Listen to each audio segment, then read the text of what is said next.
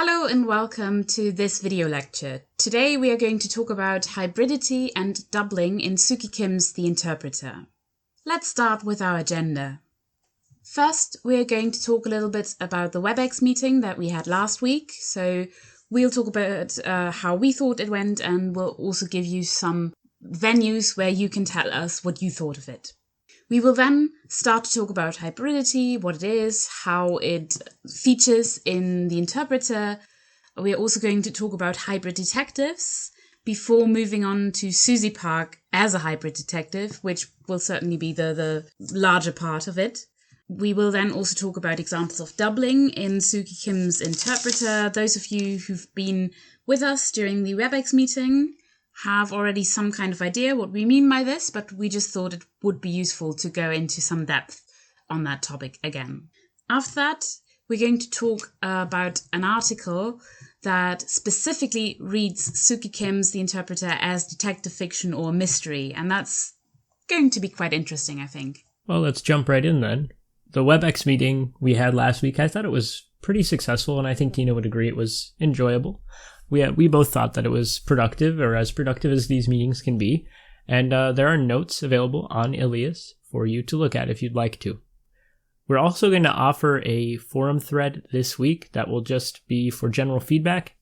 We're wondering if you've enjoyed this kind of lecture, or discussion rather, and we're hoping that you did, because that's our plan going forward. If there is an overwhelmingly negative response, then we will change our strategy going forward. Because we want to adapt to how you respond to the course as well. And it's not always the case that your lecturers know what's going on from the student side of things. Because this WebEx meeting was really rather full of people, I think we had 79 at some point. Not all of you were able to say anything or to talk about maybe what they wanted to talk about. If that's the case, feel free to open a thread in our forum as well and continue the discussion there. Moving on to the theoretical ideas for this lecture, now that we're done with all that administrative stuff, let's talk about hybridity. I think it always makes sense to start with the question of where does an idea come from? So I just want to point out that it comes from Hobi Bhabha, it comes from third space theory. These ideas basically happened in synchronous with one another.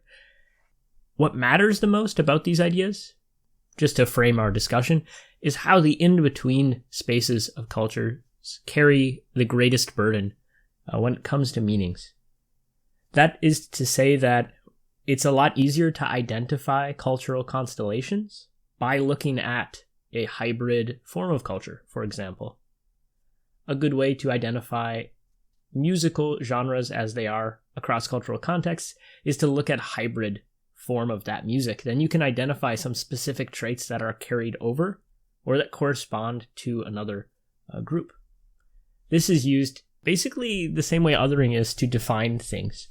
So in that sense, hybridity gives us a way to interpret in a meaningful way cultures, but also literary work, characters in novels, cuisine, music forms, even different kinds of writing.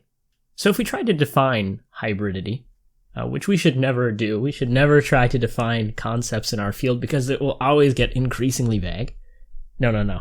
When we do define hybridity, we commonly are referring to the creation of new transcultural forms within the contact zone produced by colonization.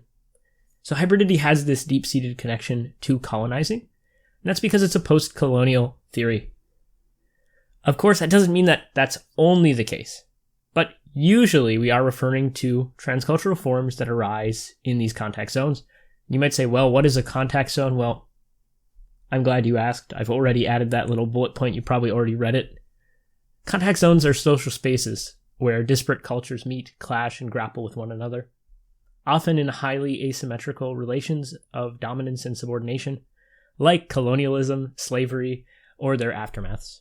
So if we rephrase that definition a little bit, we might say hybridity commonly refers to the creation of new forms of culture, or new forms that are cultural, within a social space where different cultures are meeting together. That is often produced by colonization. But I want to stress that hybridity is used in contexts that are beyond the colonial or post-colonial context as well. when we talk about world literature, there are often discussions about hybrid forms or hybridity because we acknowledge that processes of colonization aren't the only kind of processes that create contact zones, and they aren't the only kinds of processes that create new transcultural forms. We do not privilege these kinds of spaces, or we don't privilege the space of the domination of the dominators and of their, master narratives. But we do highlight that this is one area where it is particularly relevant when it comes to creating new cultural forms. So what are some examples? I'm sure that wasn't really that helpful of a definition when we get down to it. Well, if we look at linguistic examples, we can think of creoles or pidgins. So if we look at the Caribbean, we might think of the English and African and French inspired creoles there. We might also look to other creations of languages. The American Samoas have a very unique blend of indigenous and English. We can think of trade languages that existed thousands of years ago as other examples of linguistic hybridity. We can also think of smaller examples when words move from language to language. That is a kind of hybridizing in itself. And so in that way, we could definitely also see the English language as a hybrid language, especially if we go further back into the history of the language. When we start looking at Old English, it's barely recognizable as English. It's far closer to German. And then 1066, William the Conqueror comes in and brings a lot of French words into the language. And so really, the English language is absolutely a hybrid language and continues to subsume other vocabulary, other words, other ideas from other languages. And the English language historically has been involved in so much conflict as its mode of exchange. There are very stark influences from the people who inhabited the British Isles before the common source people, the Indo-Europeans traveled there, but we would also assume that there could be influences from the Viking era, no doubt, but also Germanic era, right? There are Latin influences since London was once Londinium, part of the Roman Empire. In that sense, maybe all languages are hybrid. Maybe that's something we could claim, but we see it most clearly in pidgins and creoles because it's simply more obvious. And just like any other hybrid form, it gives us a way to look and say, well, that is something that's definitely English. That is something that's definitely French, for example. But we can also use this in music, cuisine, art, and so on and so forth. Tex-Mex is one of my favorite kinds of food that exists, and it's certainly a Texas and Mexican fusion food, bringing together two different cultures in unique ways, bringing ingredients that are not normally brought together, and creating a new form, a new kind of cuisine. And that's something that exists in pretty much every form of art. In the context of literary studies, we sometimes use it to talk about literary forms. There are kinds of forms that can be hybridized. Tina and I would argue that the family novel is a kind of hybridized form, especially in life writing.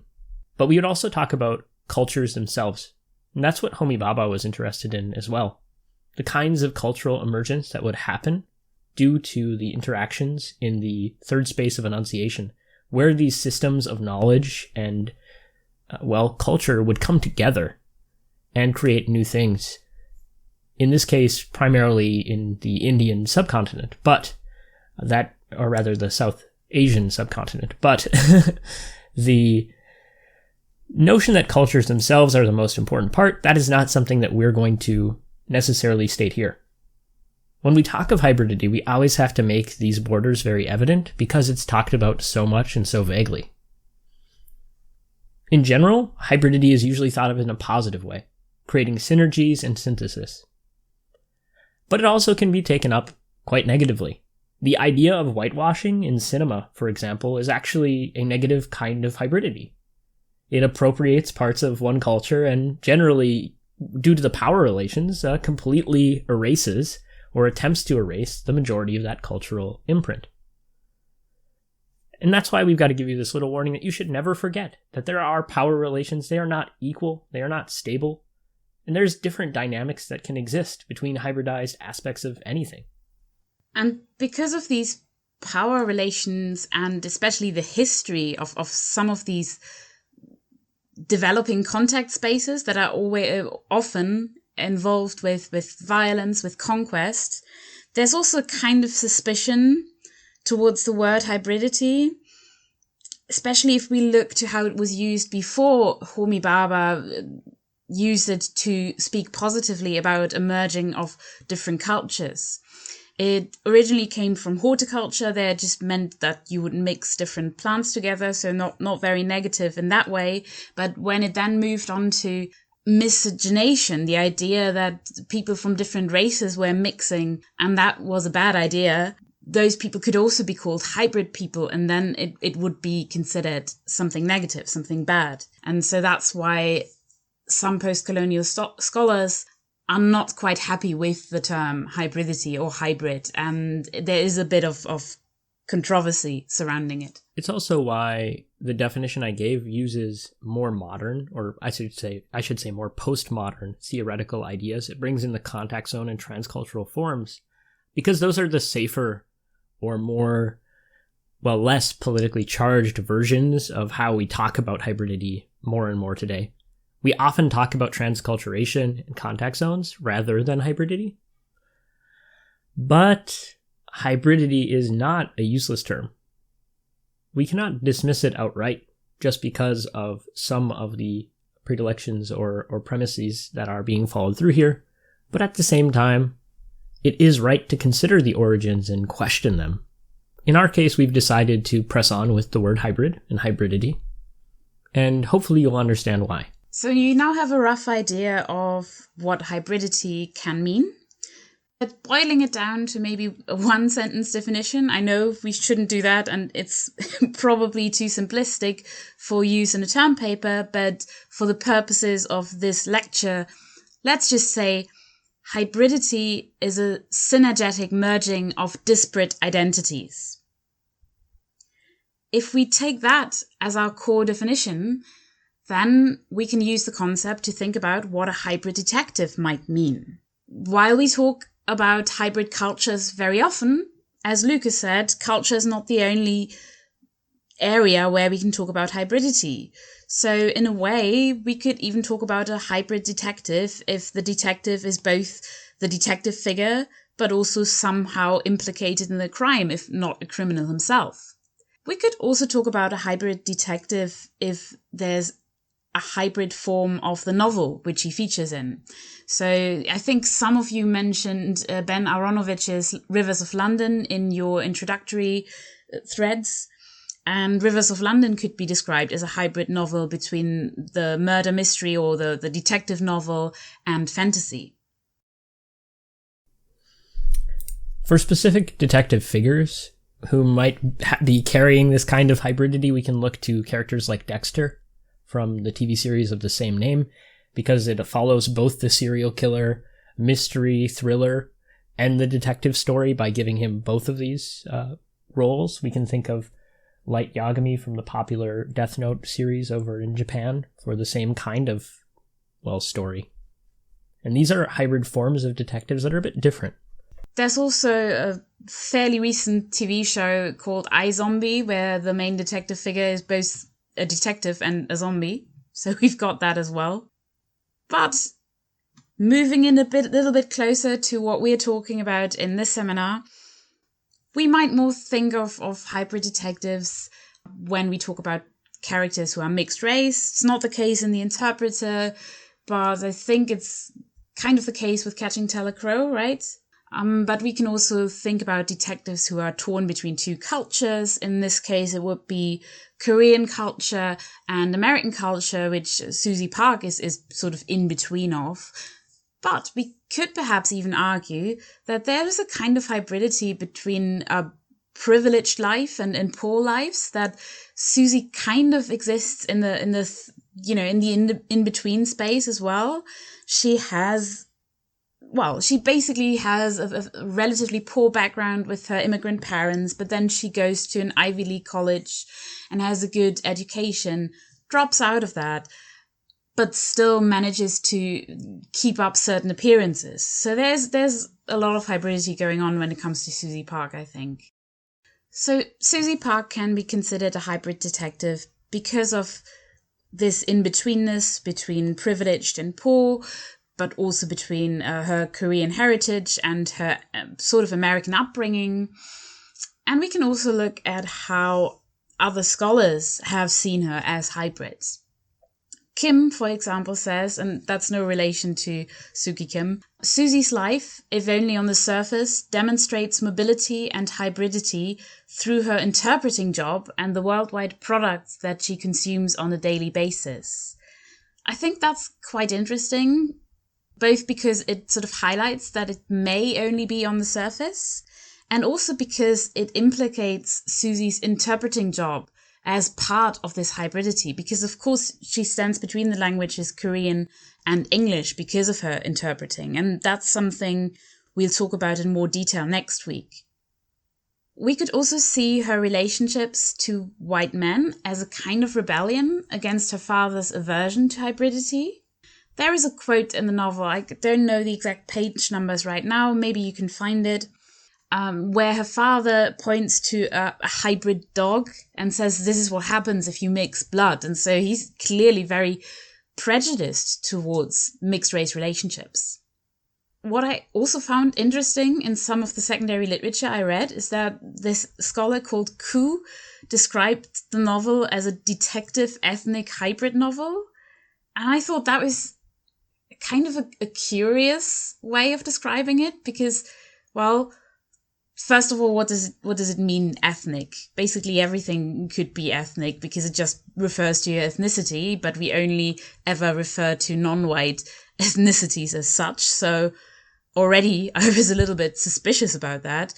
But it also suggests that a detective novel by definition could not be ethnic. And what that really says is the detective novel isn't supposed to feature detectives of color, right? To me, it suggests that there's this monoculture. I don't know necessarily if they were specifically referring to race when they're referring to ethnicity, because we can think of ethnic groups as outside of race.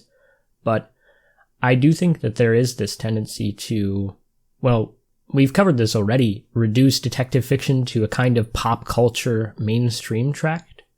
So I think the ways that the interpreter highlights Korean American culture, in particular, might create this kind of label. But I agree that it's kind of a suspect label. It's one that they wouldn't use if the character, for example, was a British American. They would never call it a detective ethnic hybrid novel, even if that's what it was. Exactly. Even if, let's say, we have a German-American detective and he keeps wearing lederhosen to be as stereotypically as possible, I don't think anyone would call it a detective ethnic hybrid novel. And arguably, you'd have more reason to, because lederhosen is specifically Bavarian and so rather, to do with ethnicity. So yeah, it's a suspect label. I think it also, as Lucas said, stems from the fact that detective fiction is often reduced to popular fiction. And there might also be a hint of the idea that detective fiction is this kind of vulgar, popular, unworthy kind of literature. And then we have the literary novel, which may be an ethnic literary novel that comes into it and makes it hybrid. So why does it matter that we label Susie Park in this way? What can we actually do with that? Well, we can have a look at how she deals with her position in this hybrid space, in this third space. Quite a lot of her character is influenced by this upbringing, by this constant, this constant merging of different identities. She's at the same time the good Korean immigrant daughter, but then she rebels against that. And it's all in this kind of field of tension that is created through our hybrid status. I can't help but feel in the interpreter that there is this greater commentary on hybridity that I don't even know if we really will touch on in this presentation. But I think when we start talking about doubling as hybridity, you might see that there is so many different kinds of parallels and discussions about cultures coming together in the story, or even just different kinds of people, for example. So in order to understand doubling as hybridity, I've got us a little definition of doubling. It's kind of hard to find definitions of doubling, I found, which was very odd to me, but I guess it's a bit understated. It's one of those kind of classic tropes. So there's not really going to be a glossary that just says, well, this is doubling, guys. Nonetheless, I found in the glossary of the Gothic, doubling refers to a multiplication by 2, such as when 2 or more characters parallel each other in action or personality. It can also mean internal doubling, or division within the self, to exhibit a duality of character. And we did touch on that during the video lecture. When we talked about Dr. Jekyll and Mr. Hyde, there's this kind of duality of self that was being discussed. And that's one way we can think about it. And certainly, we also talked about how Susie Park has this duality of self as well. And this duality of self is something that we could very well connect to hybridity, because it is merging two different sides of oneself within oneself. And there is something that emerges, right? Which is the personality that is on display for us as readers, but also for others in a material reality. So often, we have disparate characters who are not necessarily connected in direct ways. I would say Susie and Grace is actually going to be our kind of example maybe in this story, because they are physically different and they seem to have these huge differences in characters. But at the same time, we're shown that they're fundamentally similar. They are almost the same in so many different ways. They both were interpreters. They both dated older men. They both followed the same kind of trajectories in their lives that were so similar that actually it begins to erase and disturb the differences between them. And that's maybe why, near the end, Susie questions who she even is when she's looking at the mirror. What could be more doubling than that? And because of that, doubling is kind of used, if we think of it in the hybrid context, as a way of showing the instability of the boundaries between these two things. How if we bring together two different cultural groups, for example, things are maybe a lot more similar than they are different. That's maybe shocking, but also can reveal a whole lot about how we understand the world around us. So if we zoom in on the examples of people, I think that gives us one route, right? I said Susie and Grace. We have them as kind of near twins. They almost share the same birthday, although they're a year apart. They almost share the same careers. They almost share the same dreams and desires. And it even extends to the fact that there's like this doubling where there's even like a girl named Grace and she has a doll named Susie, and they have the same relationship where Grace is looking after Susie. Although from our perspective, it's certainly Susie who's looking after Grace, trying to figure out if she's okay. These kinds of relationships and instabilities are a kind of hybridity in their own right. We're only able to have the detective story by reconstituting the two narratives. The narrative of what Grace is doing, that Susie's uncovering, and Susie's narrative of that struggle. Bringing those together, that's the only way we get this novel. So there is this hybridized form even that's brought out with these two characters and their individual narratives. There's all kinds of other examples that are almost like a conspiracy theory rabbit hole if you get into them. Like how Grace's nickname for marijuana is her best friend Mariana, and then is paralleled to her best friend Maria. That's kind of maybe a stretch, but also it's certainly not, right? There's certainly not that many named characters in this story, and a big part of this story is how named characters can evoke the same thing. They talk about how the name Kim is used to create doubling effects in Korean culture. Korean Americans understand that there are divisions, but regular meaning white in this case, it seems to be the focalization at least, is like, well, Americans don't really understand this, eye roll, is how there's actually different families of Kims, right? There's different groups of Kims that have differences in their lineage that relate them to wealthier dynastic families versus poorer ones. And that is actually highlighted in the text, pages 91 and 92. And so you can see that there's all these kinds of hybrid forms, like perhaps that misguided American perspective, the one that is being highlighted by Susie Park, is one that is a kind of hybrid identity in itself. That person who doesn't actually have this frame of reference simply flattens these things and turns it into one thing, but that is a kind of hybridizing in its own right. So we have those kind of hybridizing examples, and it shows us different ways hybridity can even form. But it gets even more, theoretically interesting if we look at the idea of living. There's a whole bunch of double lives in this story.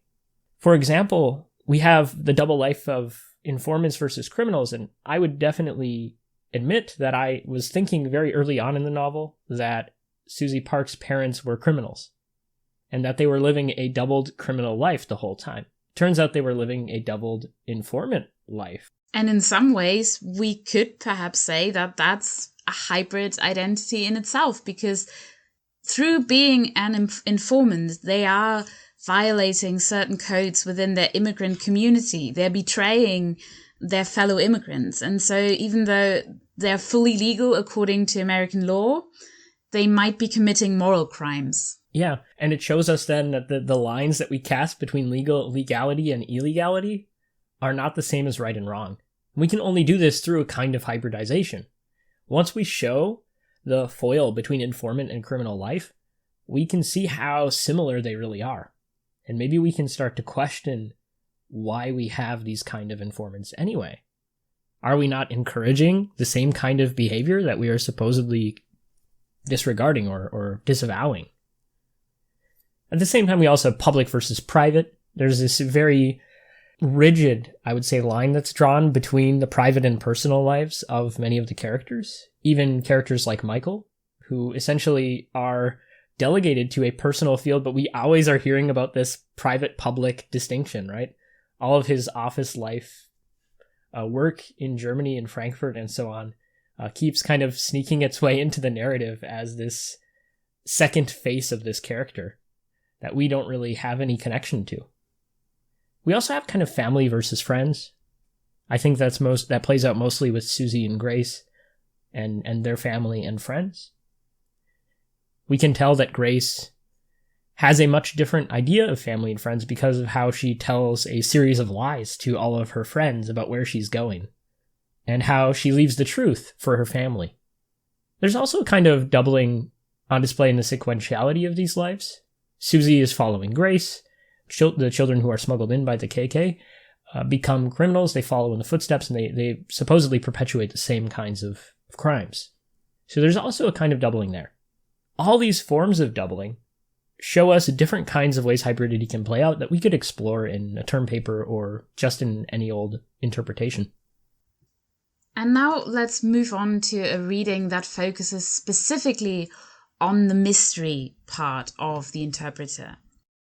Quite a lot of secondary literature focuses rather on cultural hybridity, especially in context with Susie Park's job as an interpreter. But as we talked about, the detective story itself can be hybrid, and so it can be very interesting to look at as well.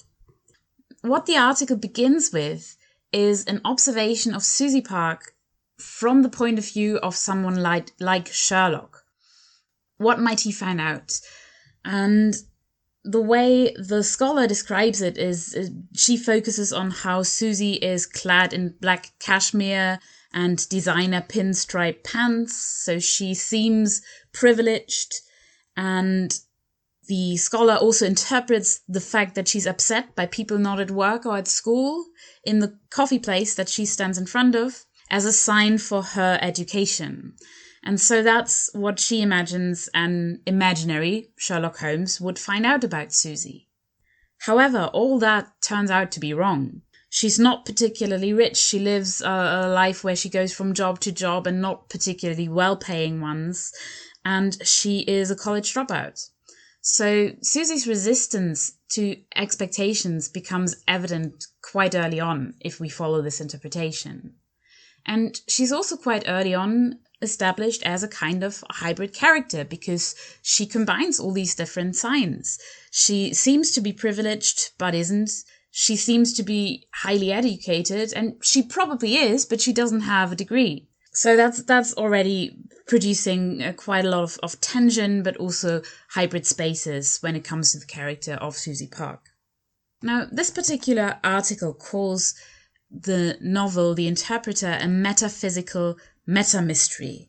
What's meant by that? Well, the author says that a metaphysical detective story is a story that seeks ontological answers to perhaps a certain identity, and in this case, answers to what Susie's identity actually is.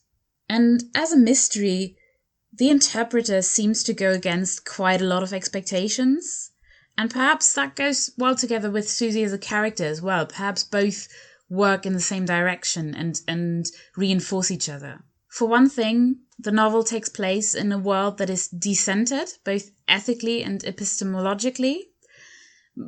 By that, I mean that certain notions just seem to be destabilized. Notions of family, of quiet domestic life are then broken up and subverted by the actions of the park parents. Crime also is seen as an expression rather than a violation of the normal order of society. I think that also happens on two levels. We've got the parents of Susie and Grace who are informing on their fellow immigrants, and that is something that contributes to the normal order of society, but could also be considered a crime against their fellow humans. At the same time, the crimes committed by the Korean gangs also seems to be quite, following the order of their particular subculture. We could also look at murderers as victims if we look at the first suspicions that the victims of the parks may have been the ones who set in motion the murder. And we can also claim that law may even be criminal because it causes the parks to inform on their fellow immigrants. It causes them to be deported. And that is seen as, well, at best ethically questionable. It's certainly destabilizing a foundation of guilt and innocence that seems to lie at the heart of a lot of detective fiction, and that can't be followed quite as exactly with The Interpreter, because there aren't really any innocent characters, and those characters that may be seen to be guilty, perhaps from the point of view of the police, may have very valid reasons for their actions. Another thing that this article notices is that detection in it seems to be unrelated to the Sherlockian methods that are cited at the beginning of this particular secondary literature article. It's not really based on ratiocination, which is how she calls it, but rather on half-remembered memories, especially from Susie, of course, by conversations, by speculating about what's going on. If you read closely, then you'll notice that there are a lot of must-haves in the novel. And by that, I don't mean like the consumer goods, but Susie is thinking in terms of that quite a lot. Oh, Grace must have done this. Grace must have been here. Grace must have done this. Her parents must have done that. And so even though we kind of get a theory as to what happened, it's not really at any point confirmed by the novel. It seems to be the most logical conclusion, but then if we look back at what we've read before, Susie might not be all that reliable. She misremembers things. She makes her own conclusions without having the necessary evidence. And ultimately, she also reveals herself to be not really ethically less questionable than her parents. But I'll get back to that in a moment. And it's very common in post-colonial detective fiction that we do have this kind of undermining of the detecting process, right? Because that is what is empiricism, that is imperially driven, as we covered not that many sessions ago now. But that kind of post-colonial detective is also what we're seeing here with our hybrid detective, right? And it's interesting that you should mention the process of investigation, because it's really already starting in a very odd way as well. Susie seems to be highly reluctant to investigate the case at all. There are a number of mysterious occurrences that don't seem to be a new development. She has these phone calls by an unknown and persistent caller. And though we aren't explicitly told that those have been happening perhaps in years before, she seems very, very quick to come to the conclusion, oh, this must be an unknown stalker-like caller and not, I don't know, telemarketing. At the same time, she doesn't even try to find out what's behind it. She doesn't, or rarely presses, repeat. She doesn't try to call back. She doesn't even try to speak. Once she picks up, she remains silent and doesn't ask questions like, who are you? Why are you doing this? Which she could, even if she doesn't expect an answer. The same is true for the anonymous annual delivery of flowers. That has definitely been going on for at least 4 years. Well, 4 years, I think, since the parents died 5 years ago. But there's no real questioning. Like, she thinks, okay, these flowers were the favorites of my mother, so it's probably connected to their death. I mean, it does happen on their death anniversary, but that's pretty much it. For 5 years, Susie does nothing else about it. And then even when she goes to Montauk and is confronted with these cases of mistaken identity where she's taken for Grace, she doesn't question that. She doesn't even correct it for a while. And it takes her quite long to even try and use that to advantage when she tries to find out when presumably Grace was even there. This is something that seems to be related to her past as well. In the sections that deal with her experiences through childhood and adolescence, we can tell that she's thinking about what her parents are doing without questioning it. Again, we have a resurgence of these must-haves. Oh, their parents must have been doing better when they moved to a better house, when in fact it is probably from their role as informants that they are gaining more money and gaining advantages. And Susie keeps asking no questions. She just takes these things for granted, maybe because she doesn't want to know the answers, or maybe because on some level she knows the answer and dreads it. So perhaps we could even take her refusal to investigate as a kind of sign of trauma. She's just refusing to engage with her past in that way. And if we have a detective figure who refuses to engage with the past, that's a bit of a problem. And I think this is also what may have caused some of the pacing issues that lots of you described when we were talking about it on WebEx. Because she's so reluctant to start the investigation, that means it progresses quite slowly at the beginning. Now, at the end, Susie then calls the police, tells them, I know who killed my parents, talk to Kim, the greengrocer, who is not the murderer of her parents. So she's really throwing somebody to the police, thereby doubling her parents' actions in the past, becoming an informant herself, and for no good reason, really. The article argues that it is to protect Grace, who presumably murdered the person who must have killed their parents. Again, lots of must-haves and a subjunctive tense to Susie's speculative terms. But I don't know whether that's even justified to think like that. I don't know about you, Lucas. I think it's really hard not to read it as an act of revenge. That's kind of how I understood it, at least, was that it was retributive for making it take too long. That she could have solved the mystery sooner had these people been more pliable or willing to work with her.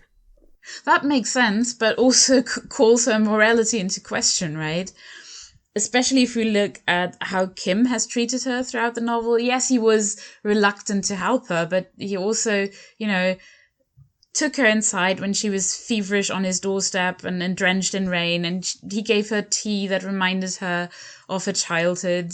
And generally, he seemed to be a decent person, and one that Grace seemed to feel a lot of guilt for, since it was specifically Montauk, the place where Kim's wife is buried, where she goes and scatters the ashes of her parents. So it's a situation that's full of tension, I think. And what I was actually trying to get to was that the article argues it's in order to protect Grace, but I'm not even sure that Grace is alive anymore. Very well, her act of revenge on the person who, to quote Susie, must have killed their parents could very well have been a murder-suicide as well. What do you think, Lucas? I honestly think there isn't enough evidence to tell. We can tell that Susie believes that Grace is alive at the end, but I don't know how well informed that really is. There isn't really any evidence she lived except for the fact that she could swim. Which is very, very little evidence, right? People who can swim certainly do drown in the ocean. Yes. And when they seem to be somewhat suicidal, checking a lot of the boxes for what would be considered the premeditation of a suicide. Well, I think there's more evidence of that than that she got away with murder, but I think it's meant to be open-ended nonetheless. There's supposed to be no closure at the end of this novel for some reason or another, rather antithetical to the detective novel in that way. Absolutely, and I think that's probably a good ending point for this lecture video. I hope you enjoyed it, and you can also read the article that I was referencing because we'll upload it to the Elias folder. Yeah, thank you all very much. I hope this was an informative lecture, and we look forward to seeing your responses to our forum task this week. Bye-bye.